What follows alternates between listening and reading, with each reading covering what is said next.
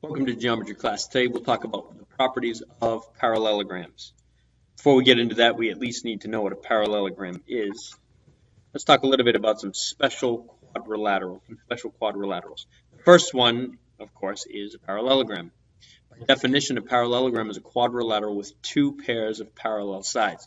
So if I'm looking for a parallelogram, I am looking for a situation in which I have two pairs of parallel sides. If I have two pairs of parallel sides, then by definition I'm looking at a parallelogram. So that's what we'll be focusing on today. Some other quadrilaterals we should at least be aware of: a rhombus, which is a special category of parallelogram; rectangles, also special categories of parallelogram; squares, that's a rhombus with four right angles, so that's a special category of rhombus, depending on how it's defined. A kite is a quadrilateral with two pairs of adjacent sides congruent and no opposite sides congruent. We'll take a look at that in a future lesson. A trapezoid is a quadrilateral with exactly one pair of parallel sides, not two, but exactly one. We'll also take a look at that in a future lesson. We have something called an isosceles trapezoid, which is a special category of trapezoid. All of these lower ones we will take a look at in future lessons. Today we're concerned with parallelograms. Remember, the definition of a parallelogram is a quadrilateral or a four-sided polygon with two pairs of parallel sides. We need to look at some properties of sides and angles of parallelograms. In order to do that, we'll look at some properties we've learned about parallel lines and transversals. Because parallelograms, by their definition, include two pairs of parallel sides, we can really do quite a bit with the rules that deal with transversals and parallel lines. The first theorem we need to look at is called the parallelogram opposite sides theorem. It says that opposite sides of a parallelogram are congruent. Let's take a moment and prove that. Here we have a diagram, parallelogram ABCD. Maybe we'd ask the question, how do we know it's a parallelogram? We know it's a parallelogram because it has two pairs of parallel sides. One, two. What's a parallelogram? We'd like to prove that opposite sides are congruent. In other words, we'd like to prove that segment AB is congruent to DC and that AD is congruent to BC. How do we do that? First thing we should do is draw in this diagonal BD. Could have drawn in AC, doesn't really matter which one we draw in, but we need to draw in one of the diagonals. And then it may be helpful just to label these angles 1, 2, 3, 4. Now from there, we're asking the question, how do we know that these sides are congruent? We get there by using triangles as a tool, and we've studied quite a bit about triangles, and the reason we start with triangles, as I've said in the past, is because triangles allow us to reason within other shapes. No exception here. First thing I'm going to do is look at angles 2 and 3, and I'll notice when I look at angles 2 and 3 that they are related to this side, AB, BC, and this line here, this diagonal BD, which can be looked at as a transversal. So if I'm looking at AB and DC, then BD is this transversal in here. We can apply all the rules that we know that relate to transversals between parallel lines. And so in this case, we find that angle 2 is congruent to angle 3. And if we were to ask the question, how do we know that? Well, it's by the alternate interior angles theorem. Because angles 2 and 3 are alternate interior angles, and the sides AB and DC are parallel, they must be congruent. We can do a similar analysis here. If we look at sides AD and BC, and then again look at the same transversal, except now we're looking at it as a transversal between different lines, you can see that angles 1 and 4 are also alternate interior angles, albeit different alternate interior angles, and so they must be congruent because AD is parallel to BC. We can take a look at what we have right now. We have two sets of congruent angles. We'd ask the question, is there any more information? We, of course, know there's no theorem or postulate that says if you have two congruent angles in a triangle, then they must be congruent triangles. So we need more information, and that information actually comes here by the reflexive property. Segment DB is congruent to BD by the reflexive property. So by angle side angle, we have triangle congruent. That is, triangle ABD is congruent to triangle CDB. Now, we're not there yet, but we're really close. The last step is to recognize that by CPCTC, we've proven that opposite sides of parallelograms are in fact congruent. The next features of a parallelogram that we need to talk about are called consecutive angles. And consecutive angles are angles of a polygon that share a side. Let's look at that in a couple contexts. Suppose we had a square, and let's call the square ABCD. Well, you can see that we have all these different angles. If I asked which angles are consecutive with angle A, well, I could say that A and B are consecutive because they share side AB. Or I could say that A and D are consecutive. A and D are consecutive because they share side AD. Look at a different shape. For instance, let's look at a pentagon. And we'll call this ABCDE. And if we looked at this angle C and asked which angles are consecutive with angle C, well, C and D are consecutive, and B and C are consecutive, so we can sort of get an idea what that means. It means, to think of it from sort of a different perspective, it means they come one after the other as you go around the polygon. We're talking about this idea of consecutive angles in a parallelogram, and when we look at a parallelogram, I'm just going to draw a piece of it for a moment. In fact, I'm only drawing 3 sides of the parallelogram. You know the other side would be there on the right. When we look at it from this perspective, you can see we have 2 parallel lines and a third line, which we would call a transversal. And so if we're talking about consecutive angles, we'll call them A and B. You can see that they're actually same side interior angles. I'm talking about angle 1 and angle 2.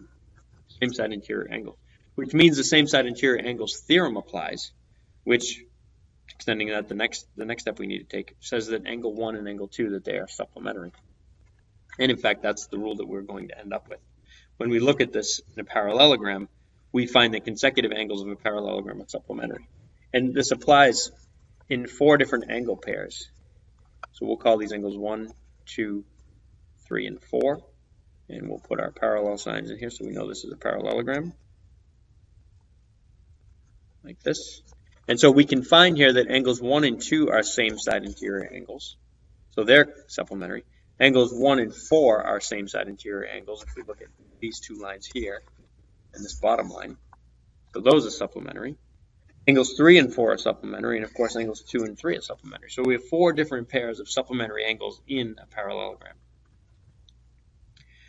There's also what's called the parallelogram opposite angles theorem. It says opposite angles of a parallelogram are congruent. Just see if we can work through that. The easiest way to get there is to look at the parallelogram and focus first on the fact that consecutive angles such as 1 and 2 are supplementary. That means that the measure of angle 1 plus the measure of angle 2 equals 180. We also know that angles 2 and 3 are supplementary, so the measure of angle 3 plus the measure of angle 2 is equal to 180. And so I think you can see pretty quickly we can actually set these 2 expressions equal to each other because they both equal 180. By the transitive property, the measure of angle 1 plus the measure of angle 2 equals the measure of angle 3 plus the measure of angle 2.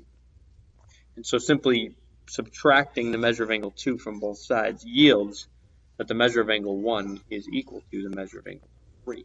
And therefore, since the measures are equal, they are congruent. Typical problem, maybe we're looking at parallelogram ABCD. Let's actually be sure it's a parallelogram. I suppose I could have just stated that, but let's just put the symbols in here. Suppose we know that the measure of angle D is 70 degrees, and we're asked to find the measures of the other angles. How would we do it? Well, angle B is probably the easiest. Since angle D is 70, angle B must also be 70 degrees. That's the measure of angle B is 70 degrees. And we know that B is the supplement to C, therefore C must be 110 degrees. And A, of course, is also 110 degrees. So we can reason around the angles, the different vertices of a parallelogram pretty quickly as soon as we know one of the interior angles. What about the properties of diagonals and transversals in a parallelogram? Let's talk about that. The next theorem is called the parallelogram diagonals theorem. It says the diagonals of a parallelogram bisect each other. We need to try and prove this one. First of all, before I try to prove it, let's just talk about what it means. What it means is when I'm dealing with a parallelogram and I have these diagonals, diagonal DB and diagonal AC, when those diagonals are drawn in, I can be sure that AE is congruent to EC and that DE is congruent to EB. That's what the theorem says. Can we prove it? Let's see if we can actually prove it. Let's just work through it quickly. We already know, because we've already done the work, the opposite sides of a parallelogram are congruent, so those are congruent. We also know that these are congruent by the same rule. So that gives us a good starting point already. In addition to that, we know that these angles are congruent. These angles are congruent by the vertical angles theorem. So right off the bat, we've already got a fair amount of information. You'll see that it's not quite enough information to conclude that these triangles, for instance, triangle ABE and triangle CDE, those, we don't have enough information to conclude they're congruent yet, but we'll get there pretty quickly. If we go ahead and begin to analyze these diagonals, so for instance, let's look at diagonal AC, and we can see that as a transversal between line DC and line AB. If that's the case, then we know that this angle must be congruent to this angle. And we can go ahead and do the same thing looking at this as a transversal and these same two lines, and we end up concluding that this angle here, angle ABE, is congruent to angle CDE. So we've got that. We can run the same exact analysis with the same two transversals again, only looking at the other pair of parallel sides. So we find that this is congruent to this, and we find that this angle here, angle number 2, is congruent to this angle here, number 3. Quite a bit of information that we arrive at pretty quickly. So what do we do with that information? Well, again, if we have angle 2 congruent to angle 3, and angle 4 congruent to angle 1, we also know that AD is congruent to BC, and so we can conclude by angle side angle that these two triangles, triangle AED and triangle CED, are congruent. All right, where does that get us? CPCTC tells us if those two triangles are congruent, then their corresponding sides must be congruent. And that means both pairs, all three pairs, so to speak, of their corresponding sides.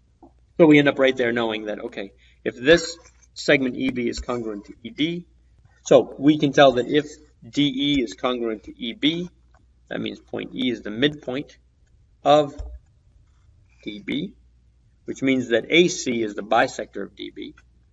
Likewise, if EE is congruent to EC, and we know that it is, that means that point E is the midpoint of AC,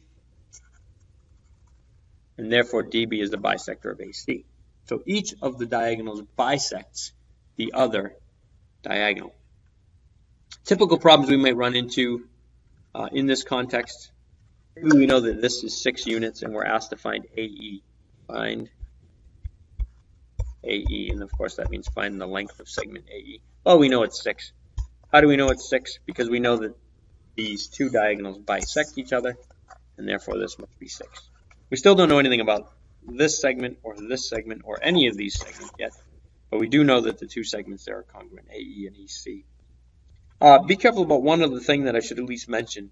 That is that just because these are bisectors of each other does not mean they're perpendicular. We do not know whether they're perpendicular. In fact, we have no reason to suppose that they are perpendicular.